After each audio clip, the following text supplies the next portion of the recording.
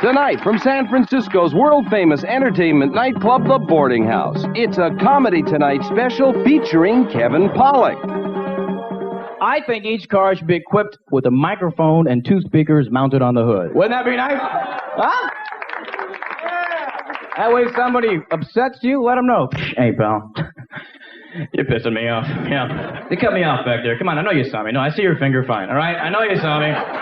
I'm pissed. In fact, you try that again, I'm going to make sure you and your Pinto an exploding memory. You understand? The Rick and Ruby Be ready Show. when your name is called. First one, come on out here and state your name and sing your national anthem. What's your name, please? Diana Ross.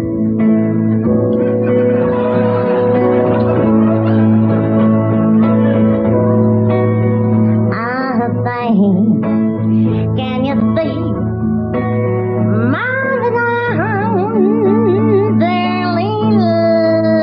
ladies and gentlemen, may I say? Can you see? Oh, no, wait, I just said that. Let me start. Thank you. Next. And Al Clethen. You know what I like out here? I like the winos out here. I think the winos are great. Because you know why? Because I like winos because everything you ever did, a wino's done it too.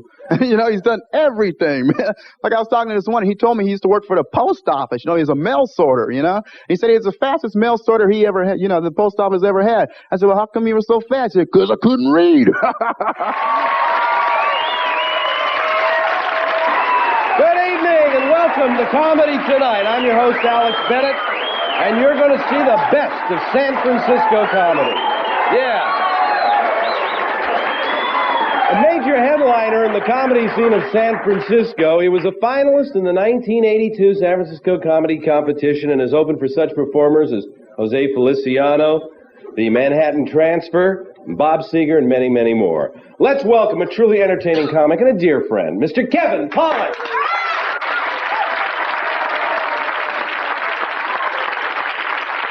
Holy Toledo. How you folks doing up front? Okay? I make fun of TV because it's so easy, but there are a few good shows. If I had to pick my favorite show of all time, in my opinion, there's no doubt about it. My opinion, the best show ever produced, ever directed, ever performed, the best show ever on the tube, of course, would have to be The Battle of the Network Stars. Now, oh, you've seen it. Good. I was wondering, what if we take this idiocy one step further? Could you imagine a battle of the silver screen superstars? Yeah! Welcome to the first annual Battle of Silver Screen Superstars! You can sense your host with the Wolfman Jack, and you know, baby, if I'm lying, I'm dying. And if I'm tired, my tush is fired. We got a great show for you tonight. We got a prefixed, preempted, pre-scheduled football game. That's right, I said football. And I will take you down the playing field with our roving reporter for the opening kickoff, Mr. Howard Cosell. Take it, Howard, baby. Welcome. Welcome once again. Lessonsly agitating, constantly constipated voice of Howard Cosell. There's a kickoff. This game is underway. Yes, the ball is taken to the 10 by, yes, it's Johnny Travolta. Look at that style, that finesse, as he squiggles and wiggles to the 20, the 30, the 40. Look at that young lad go. Isn't that amazing? Only one more defender left to stop him, but who's that defender? Who goes here? No one scores here. No way, no how. Go away and don't come back. What? You have the ruby cleats? Well, what are you... Oh, that's a horse of a different color. Come on in. Isn't that amazing? Truly awesome. He falls down all by himself. And now, as a special portion of tonight's show, we take you inside the huddle as the quarterback calls the play.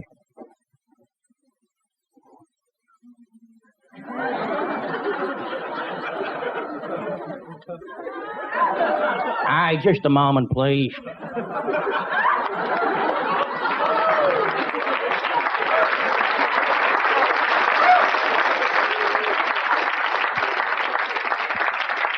I am the quarterback. I should have the play here somewhere. Just give me a moment, if you will. All right, I can't find a play. We're gonna have to wing it here, boys. I have no idea what we're doing. All right, first of all, let's try this. First of all, I'm gonna fake the handoff to Rocky here. And, wait a minute. Hey, what do you mean you'll fake the handoff to me, huh?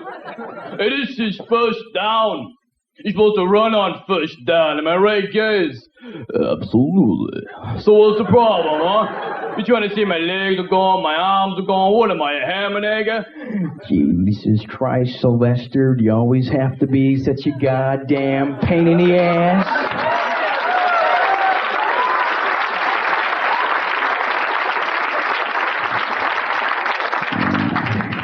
Now the quarterback here says you're blocking, pal. If you don't like that idea, why don't you go make Rocky IV, donut head? All right, Lieutenant, whatever you'd like me to do, pal, just say the word. Actually, what I'd like you to do, Jack, is block. What are you, a friggin' moron? These look like the hands of a blocker? No, definitely not, my man. These are the hands of a gifted receiver. Now, you throw that ball out there, you one-eyed bastard, and I'm gonna catch it. Do you understand? What I understand is you're blocking, all right, Jake? Peter, Amos, you guys are my receivers on this play. Amos, I'd like you to do a flag pat on the right-hand side. And Peter, why don't you just run up the sidelines? You're just a decoy. I don't want to be the decoy. I want to catch the bird. I want to make a flying leap now. Hold on a minute right there, gosh darn it. Why, you heard the man. I'm receiving, you're the decoy. I don't want to be the decoy, you old fat. All right, knock it off, you two. Jesus. All right, I better get some better ideas or I'm going to be in big trouble. Oh, this is good. Rod, do you have any better ideas? Picture, if you will.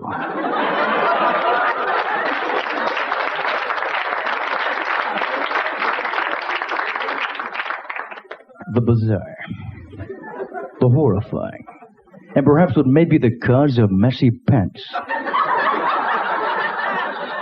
And then imagine a team of useless celebrities, guided by a quarterback who has the IQ of a small salad bar. Oh, thank you very much, Rod. I appreciate that.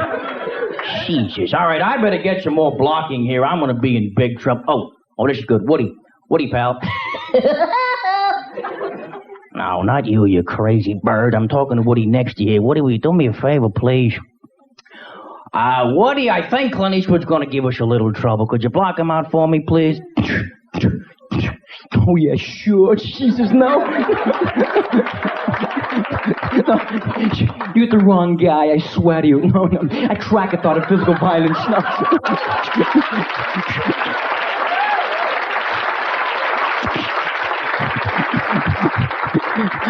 I'm a wimp. You got the wrong guy, shit. Trust me, I'm Jewish. We don't block. I swear to you. No. It doesn't work, really. You don't need me, pal. What you need is a bulldozer. Listen, you can do it. I got faith. Oh, you got faith. Oh, great. Jesus. You got faith. Terrific. But do you have Medi-Cal? Keep supporting comedy. Thank you all very much. Good night.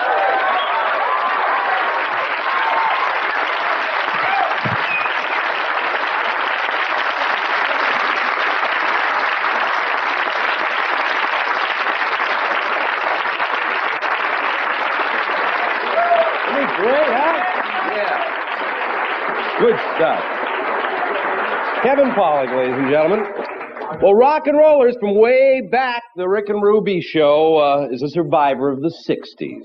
They've opened for Robin Williams on his national tour and have appeared on such programs as Merv Griffin, Mike Douglas, and Mork and Mindy. Tonight, they're with us on Comedy Tonight. Please welcome, ladies and gentlemen, San Francisco's favorite comedy trio, the Rick and Ruby Show.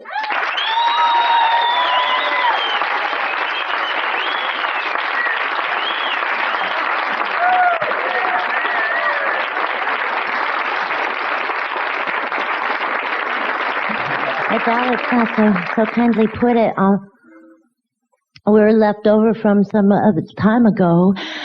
So you guys, maybe some of you have seen us right here in this town, maybe as long ago as 7 or 10 years. Oh, yeah? How nice. You're probably a little disappointed that, we haven't gotten any better. But what we have gotten a little more elaborate. One reason that I felt just a little weird about sort of doing a 60s act is because we're kind of, okay. It's easy for you to I'm say. back up, you guys. I'm sorry, my mind keeps wandering, and that's not so bad, but then it comes back again and sort of stuck with it. I just feel like we don't have the proper handle on this new wave thing to play San Francisco the way that I'd like to. So I was going through my dresser drawers tonight. I was actually chasing something. And I came across these, okay? Okay, now, you're not going to believe this, but I actually wore these glasses in high school, okay? And, of course, at that time it was not called punk, it was called, creep. But, see, that's what I love about this new wave. It gives those ugly kids a chance, too. So I'm going to tell you some things, okay? Not too long ago, I was diagnosed as a manic, schizophrenic, depressed personality. But it turned out I was just pregnant. So I'm going to have, a little baby. And now this was something we're happy about, the husband and me. These are not my husbands, either one. Yes, I'm still single, girls. Yeah, good news, huh? But anyway, I forgot again. But, So the husband. yeah, well, anyway, I don't know. We're excited about it. We're excited enough to share it. The one thing we're a little concerned about is that we're not sure this baby is mine. Okay, so that's it. Oh, one more thing I got to tell you. A couple of weeks ago, I guess it's about a year and a half ago, the husband was reading the paper to, me, for lack of a better word. He came across this newspaper article. What it says was that 65% of all fatal accidents happen in the home. So I said, well, honey, we better move. And so we did. And so we live in Los Angeles now. Now, are there baseball fans here? Yeah. Reluctant to say so. Well, I don't know. We're not really baseball fans. We follow, the San Francisco Giants. But now that we live in Los Angeles, it's so boring because now these Dodgers, I can't relate to these Dodgers, okay? I don't know if there's Dodger fans, and I don't want to hurt your feelings. Are you? Yeah. They're always the most How vocal come? and obnoxious, too. You know that? Because you're from there? Yeah. Well, so am I, but you got to draw the line a little bit, don't you think? Used to live not far from People's Temple, too.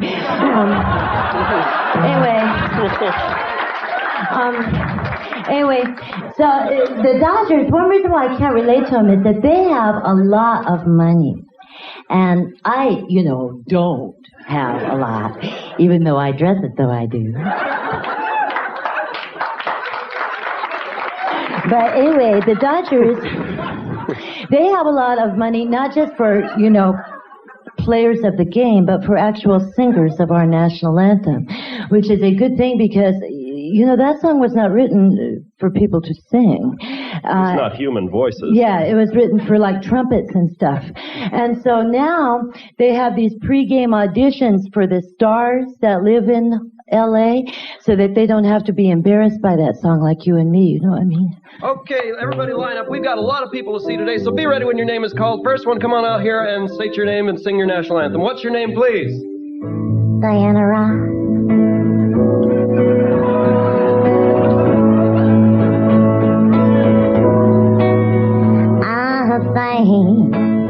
Can you see Marvin Arms early light? Ladies and gentlemen, may I say,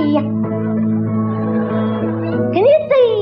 Oh, no, wait, I just said that. Let me start. Thank you. Next. Hello, I'm Johnny Cash. I'd like to sing this national anthem, however it goes. For the ramparts we watched through the perilous, what's that word over there? Perilous. Thank you. Next. Name, please. My name is Tina Turner.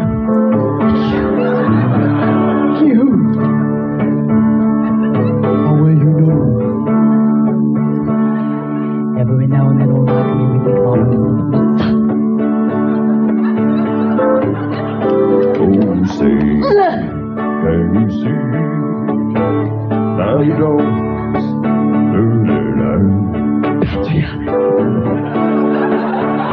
It's so bright. At the twilight.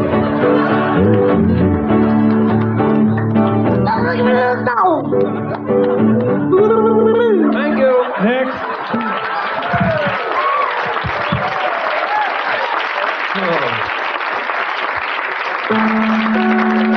This Thursday on NBC, Janis Joplin, Portrait of a Groovy Gal.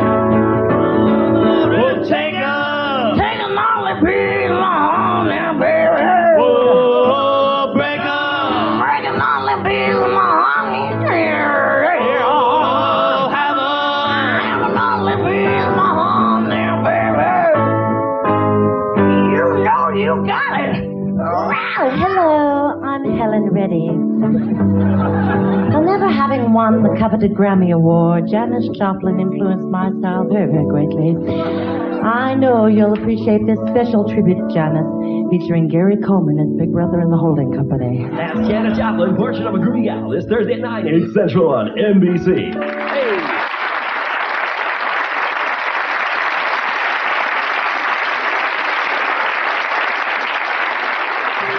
Well, we've had a delightful time, and we're awful sorry to have to go, but be with us real soon when live from Nashville we'll present something very, very special. It's called Woodstock Opry, a psychedelic trip through the psychedelic era featuring the psychedelic sounds of these good old psychedelic boys, Waylon Jennings.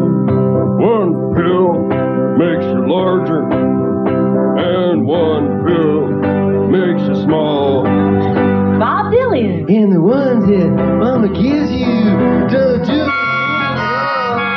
Slim Whitman. Go ask Alice when she was just small. Everybody's favorite, George Jones.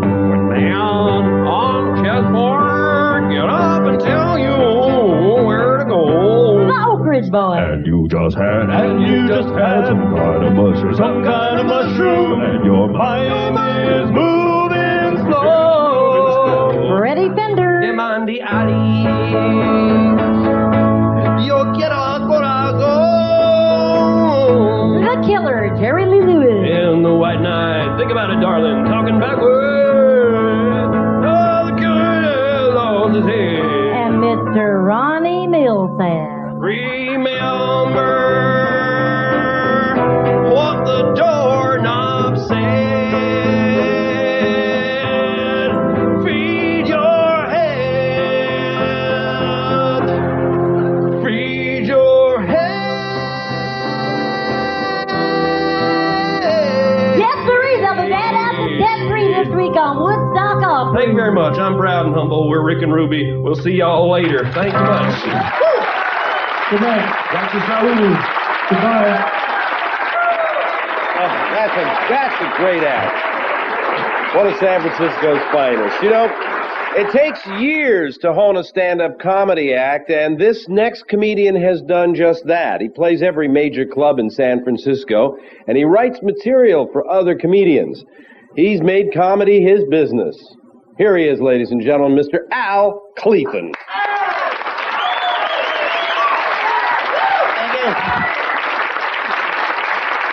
Hello. Having a good time, everybody? So far, it's been a long show, and I'm like, now people at home and everything can adjust the color on their TV sets now. And I saw something that just made me sick on TV the other day. You ever see that Third Gram commercial? Who is that man? I bought some of that stuff just so he wouldn't come to my house. I have a telegram. I have a gun. Get off my porch. Now, if he wanted to get in these people's houses, what he should say is, I have a half a gram. Come on in, bro. Maybe I will take those vitamins. Television. They have Jimmy Walker from Milk now. Have you seen this? Now, of all the people to get me to do something, Jimmy Walker is not the one, right? I'm going to drink milk so I can look just like Jimmy Walker. The guy is like a used rectal thermometer.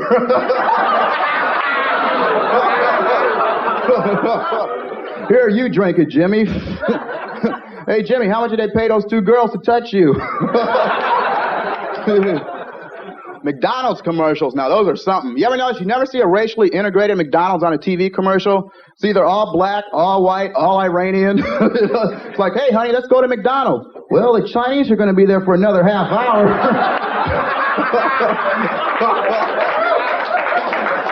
Commercials. Remember this? I just washed my hair and I can't do a thing with it. Well, how about cleaning these skillets for us? Comedy's a strange job. If I wasn't doing this, I'd want a real easy job. You know, I'd like to be on the Milk Advisory Board. You know, somewhere you don't have to think too much. Well, that's sour. Let's go to lunch, Dave. I saw a job in the want ads. I swear I saw this in the want ads. They had a job, assistant buyer. What do you do, go to the store with somebody? Hey, get some of that, man. All right. Jobs. You know, I actually got fired from a Kentucky Fried Chicken. They said it couldn't be done, and I did it, boy. That's some accomplishment. Now, what happened was I was at work, and see, I don't like to be rushed, you know? And these people kept wanting to eat and everything, you know, and I was just cooling out, you know? I looked out in the crowd in the restaurant, and I said, relax, y'all, there's enough chicken for everybody. My boss didn't like it. Mr. Clethen, come here, just put it down, come here. So I moved, got a job as a grocery clerk, and that was real good money. That's why I got fired, because I took some of it. So then I had to move again. So I moved out here, and I got a job on the loading docks. And that's real fun work, because you meet these guys, you know, these old guys that have been working there for like, 30 years. They don't have to work because they're in the union, right? So they just sit around telling stories while you do their work. Quite an arrangement. One day I was real upset. I just broke up with my girlfriend. I was walking with my head down, and some man looked at me, and he said, well, I used to walk with my head down like that all the time. All I saw was trash, vermin, and scum. Then one day I held my head up and I saw things. I saw the sun, the sky, the birds. Then I fell off that damn dock. Parents ever do this? Come home from work. Say, boy, didn't I tell you to mow the front lawn out there today? I'm sorry, Dad, I forgot. You forgot? Well, what if I forgot to go to work tomorrow? Then you can mow the lawn. When I came to, I mowed the lawn.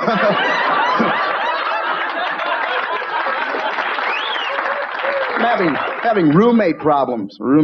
You guys have roommates? Everybody has roommates, because roommates are strange. My first roommate was a vegetarian. You know the kind I'm talking about? They don't eat meat unless you buy it.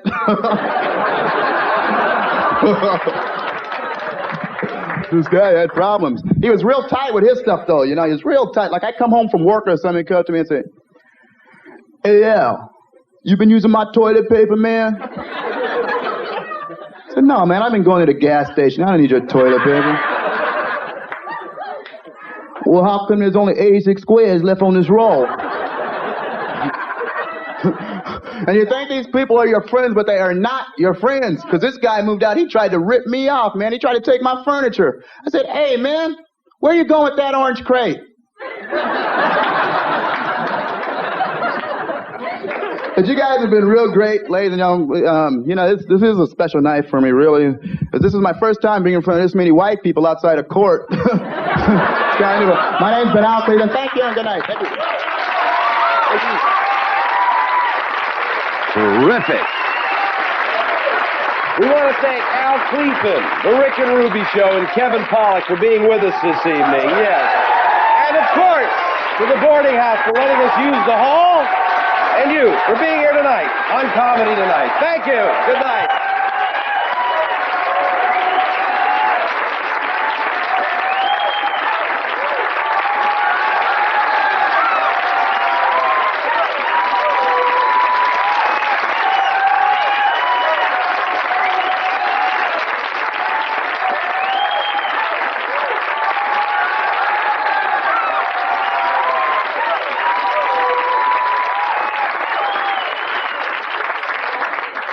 my car broke down the other night. I'm coming up from a gig, 2 o'clock in the morning, my car breaks down. I'm under the hood for like a day. I have no idea what's going on here. I'm Jewish. We do not know what's under the hood of a car. That's just the way it is, okay? I'm under the hood for about an hour. I've got the air filter off, as if it's going to help. You know, I got the carburetor in pieces on either side of the car. After an hour of this, I'm so frustrated I have to back away just to relax, you know, and I look around the back of the car, and some guy's ripping off my back tires.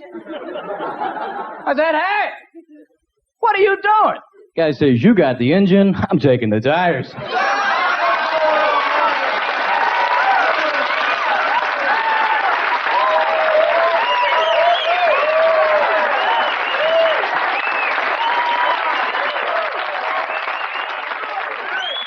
Yeah, as they I say in know, Marin that's County. my cue, but I didn't. These are Hanes stockings. Gentlemen prefer Hanes, which is a good thing because they're sure not made to fit women.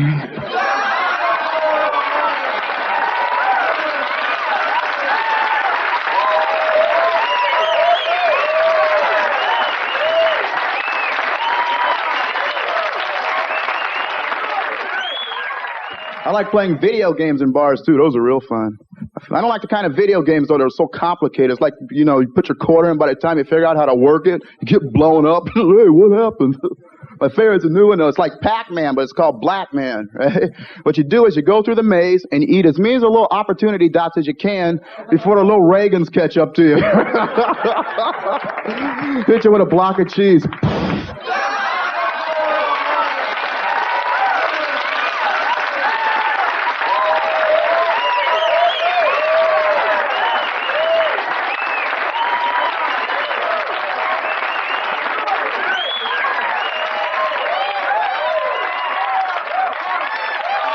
Beer commercials are getting a little more entertaining now because they've got their own songs. They're in a production now. Have you heard the song for Schlitz? Great song. Behind every Schlitz is a man who knows his beer. Come on now. How many folks are drinking Schlitz that will admit it? Can I ask this question? This is going to be one of the worst beers on the market. I mean, let's face it. Behind every Schlitz is a guy who knows diddly squat about beer.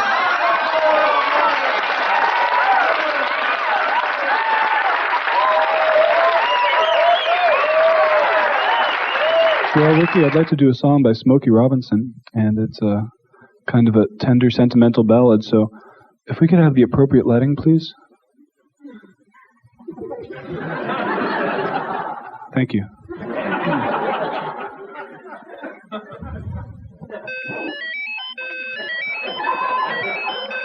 I got sunshine on a cloudy day.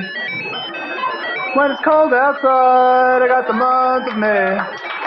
Everybody now. I guess you say, what can make me now? Just me, my girl.